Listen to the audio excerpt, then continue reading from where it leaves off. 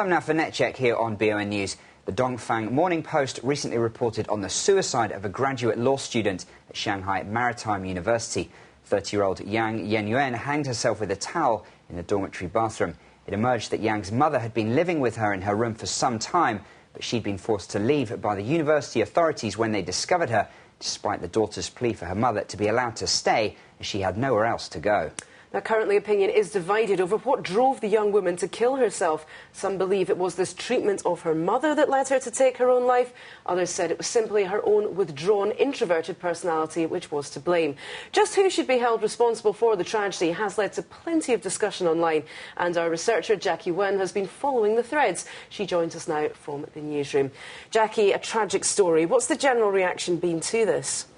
Well, it seems most internet users feel that Yang Yuanyuan is to blame and that her situation was not that desperate. They point out that she had once bought a $1,000 computer. She had also spent several years working and saving money before she began studying for a master's degree. These people feel she should have faced up to the situation rather than choosing to die, and even if there was no immediate solution, she could have worked something out.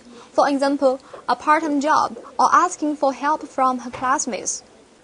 Others said she should have thought about her financial situation before deciding to pursue further studies. And Jackie, has anyone been seeing this differently at all?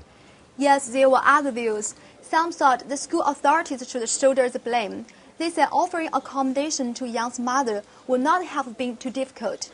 Those who think like this say a university is a place to nurture social morality, and acting in such a cold way was contrary to this.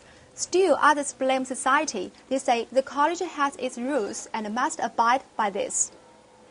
Thanks, Jackie. Now, Hala, there is a significant difference between dorm rooms here in China, the typical dorm room, and those in Europe and the States. For example, grad students typically 4 to a room. For undergraduates, it may be as many as 6. Yeah, quite a surprising setup, particularly for those in the West when they see exactly how the students are living there. But what people may find more surprising is the comments we've been having on this case. There's been lots of speculation about finances, about accommodation options for the mother, why the mother should be there in the first place, but very little mention of depression.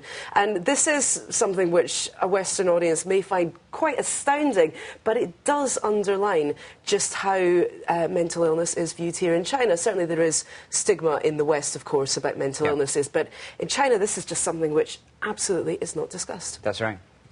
Well, stay with us. BON News continues in just a moment.